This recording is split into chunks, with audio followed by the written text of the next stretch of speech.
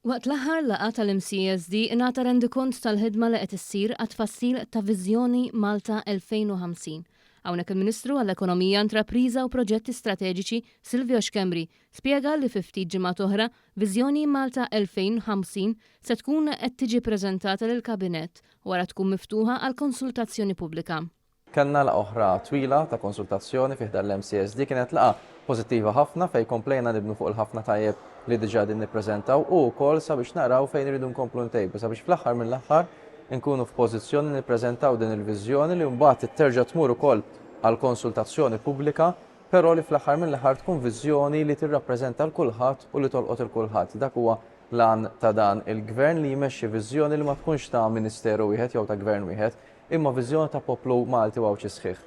Min-naħa tiegħu s-Segretarju Parlamentari għad-Dialogu Soċjali Jan Diellur fisser il-viżjoni bħala opportunità unika biex insawru Malta ta' għada. Iva, din hija viżjoni li se tolqot lil kulħadd, mhux biss dak in-negozjant stabbilit li forsi jrid ikabbar l-operat tiegħu jew min irid jiġi jinvesti għall-ewwel darba f'pajjiżna, imma se tolqot ukoll il-ġenituri li qed irabbu, iż-żgħażagħ, il-ġenerazzjonijiet futuri, l-anzjani li jridu jirtiraw f'pajjiż tranquill u din ħasservi biex pajjiżna jagħmel vera dik il-qabża għall kwalità u biex ikun jaf kulħadd id-direzzjoni li ser jieħu pajjiżna għas-snin li ġejjin.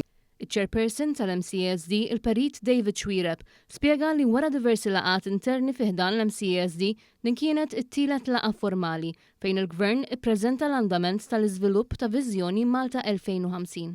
Illum rajna dettalji interessanti ħafna bisforz biex il-Gvern jisma' il-dettalji u l-konsiderazzjonijiet u r-reazzjonijiet tal-imsieba soċjali bħala suġġerimenti biex din il-viżjoni dejjem issir aħjar u tkun komprensiva u inklusiva. Dak li qed infittxu llum.